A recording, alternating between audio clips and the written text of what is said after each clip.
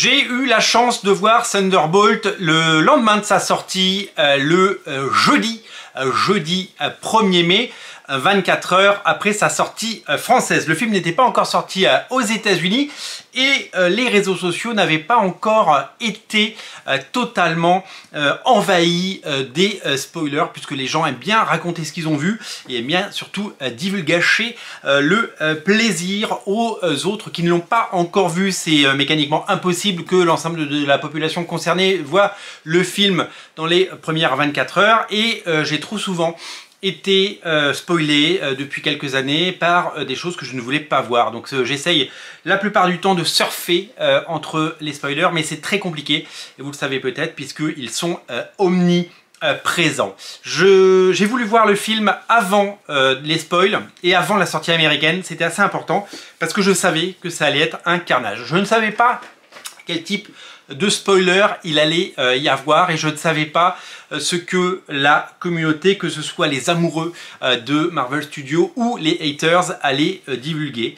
Donc j'ai préféré prendre les devants et je suis allé voir le film avant tout le monde. Évidemment, cette émission va comporter des spoilers, donc si vous ne voulez pas être spoilé et si vous n'avez pas encore été spoilé, eh bien je vous invite à passer votre chemin et la regarder quand vous aurez vu le film ou quand vous aurez été spoilé par l'ensemble des réseaux sociaux et notamment Marvel Studios, puisque oui, on va parler de Marvel Studios qui 3 jours après la sortie, le film est sorti vendredi aux États-Unis, vendredi 2 mai, dès lundi, après avoir communiqué les chiffres du box-office, notamment les chiffres américains. Le dimanche soir, ils ont communiqué sur 76 millions, mais vous le savez, les chiffres du dimanche soir, c'est une estimation, puisque ils donnent les chiffres du dimanche alors que le dimanche n'est pas terminé, et que donc c'est une estimation basée sur des formules de calcul et des formules mathématiques assez rodées. On tombe habituellement à 1 ou 2 millions près sur le score final. Et il s'avère que le film n'a pas fait 76 millions, mais 74 millions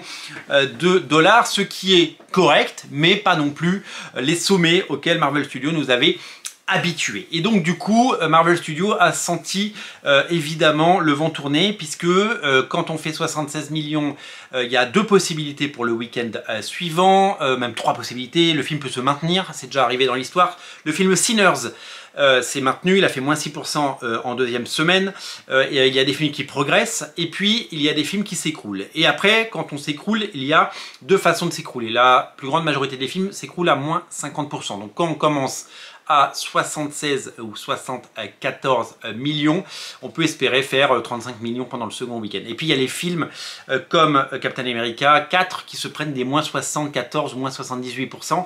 Et là, la messe est dite, donc il faut partir sur un très gros premier week-end, et après l'effondrement évidemment est total. Alors évidemment, bien sûr, Marvel veut se prémunir de ça, et pour pouvoir faire en sorte que les gens continuent à parler du film et qu'il occupe sa place dans les médias, ils ont décidé une stratégie qui est totalement folle. Ils ont spoilé la fin du film dès le 3e jour. Moi, je me souviens d'une époque où Marvel Studios disait ne spoilez pas les films, respectez ceux qui n'ont pas vu, ne spoilez pas la fin, ne racontez pas la fin sur les réseaux. Il y avait marqué les vrais fans ne spoilent pas, no spoiler, on se souvient de tous ces panneaux. On se souvient que Marvel a décidé de spoiler ses films dans les bandes annonces. Honnêtement, dans Captain America 4, on aurait aimé découvrir le Hulk rouge à la fin et que ce soit une surprise, parce que si le film était sorti 20 ans plus tôt, ça aurait été une surprise. Là, ils l'ont spoilé dès la première bande annonce, 6 mois avant la sortie, il n'y avait plus aucune surprise. Donc après avoir spoilé les films dans les bandes annonces, ils ont décidé de spoiler le twist de la fin, que vous connaissez peut-être mais que vous ne connaissez peut-être pas, et je ne vais pas le dire là dans cette émission. Ils ont décidé de le spoiler à la fin, 3 jours après seulement sa sortie. C'est-à-dire qu'il y a plein de gens qui n'ont pas vu le film et qui se font spoiler. C'est-à-dire que cette découverte que vous avez découvert en salle, moi j'ai découvert totalement en salle, ce nouveau statu quo, les gens l'ont découvert sur les réseaux sociaux officiels de Marvel Studios, que ce soit Twitter, que ce soit Instagram, avec des vidéos et puis des mises en scène. On a vu Sebastian Stan, Bucky, changer les affiches sur des abribus. On a vu Florence Pugh arracher le titre et voir la nouvelle affiche qui apparaissait. C'est orchestré, c'est du marketing et c'est une façon de faire parler du film pour peut-être maintenir et donner de l'intérêt avec un nouveau titre, avec une marque forte. Spoiler alerte, hein, barrez-vous si vous ne voulez pas vraiment pas que je vous spoil, mais en gros, le film Thunderbolt ne s'appelle plus Thunderbolt, spoiler alerte, il s'appelle New Avengers, parce que les films Avengers ont tous cartonné au cinéma, et ils se disent peut-être qu'on va récolter les gens et que les gens vont revenir voir le film et que peut-être on va faire un deuxième gros week-end. Ça, c'est l'histoire qu'il dira. Alors aujourd'hui, cette émission, on n'a pas encore les chiffres du lundi, donc on ne peut pas encore mesurer cet effet. Moi, je pense que c'est totalement contre-productif. En tout cas, c'est une décision totalement stupide. Et je suis bien heureux d'avoir vu le film avant de tout le monde et de l'avoir vu dans les 24-48 heures après sa sortie, plutôt que d'avoir attendu, surtout que j'aurais pu le voir plus tard. Souvent les films je vais les voir quelques jours après parce que c'est selon l'organisation. Là il y avait un jour férié, j'ai pu aller le voir, mais rendez-vous compte, si j'avais pas été spoilé, j'aurais été tout simplement dégoûté. Alors pourquoi Marvel a fait ça? Parce qu'ils veulent absolument faire des entrées, ils veulent faire des dollars, les films coûtent cher, beaucoup trop cher, c'est une évidence. Ils veulent faire des succès, ils veulent renouer avec le succès, ils veulent capitaliser sur la marque Avengers qui est une marque forte, ils veulent évidemment trouver un moyen pour faire parler d'eux dans les médias, et ça sent surtout, et ben ça c'est mon avis, l'énergie du désespoir. Quand les gens n'ont plus d'idées, eh bien ils recyclent soit des idées, soit ils essayent tout. C'est comme ça qu'on reconnaît les gens qui osent tout, vous le savez. C'est une sorte de suicide, c'est une sorte de suicide, parce que qu'est-ce que ça peut faire? Le film ne fera pas les scores des autres Avengers, c'est une évidence. Le film est bon, il avait un bon buzz, il avait des bonnes notes sur Rotten Tomatoes et surtout les cinémascopes et cinémascores un petit peu des internets. Les gens en disaient du bien, les gens le défendaient en ligne.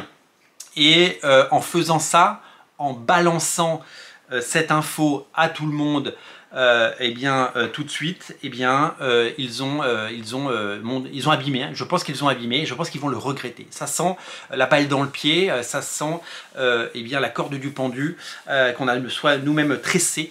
Ça sent un petit peu l'échec annoncé, et ça montre surtout que ils n'ont plus d'idée et que le seul moyen peut-être de faire venir les gens en salle, c'est de mettre le nom Avengers.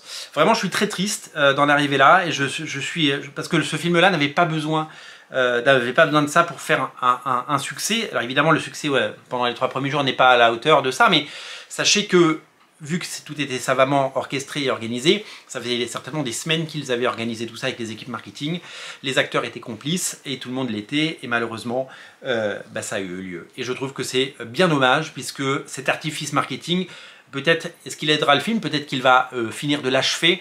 En tout cas, le film n'avait pas besoin de ça. Moi, je vous l'ai dit, j'ai fait cette critique, j'ai fait cette chronique, vous êtes plus de 1000 à l'avoir vu déjà, dès le lendemain de la sortie du film.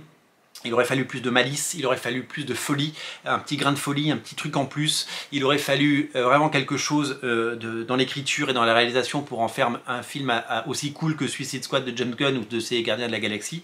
C'est ce qui a manqué au film pour en faire quelque chose d'étincelant, cette étincelle justement qui a manqué au film. Résultat, des décisions ont été prises. Que pensez-vous de cette décision marketing? Que pensez-vous du nouveau titre de Thunderbolt? Que pensez-vous de tout cela? Je vous laisse maintenant la parole. Voilà, moi je suis très déçu que Marvel spoil et crache au visage ainsi des fans qui vont voir les films. Je suis très déçu de voir que Marvel ne respecte pas sa base de fans avec cette méthode douteuse qui consiste à spoiler les films soit dans les bandes annonces, soit 3 jours après la sortie. On n'avait pas besoin de ça. Voilà, on va peut-être retourner à un cinéma un petit peu plus exigeant, parce que voir des films comme ça et se faire prendre pour des imbéciles, c'est pas très agréable. Merci d'être aussi nombreux à regarder Radio Comics, donnez-nous votre avis et n'oubliez pas de vous abonner à la chaîne. Bien sûr, c'est comme ça que la chaîne grandit, c'est grâce à vous. Merci d'être aussi nombreux, merci pour votre fidélité. Abonnez-vous, salut!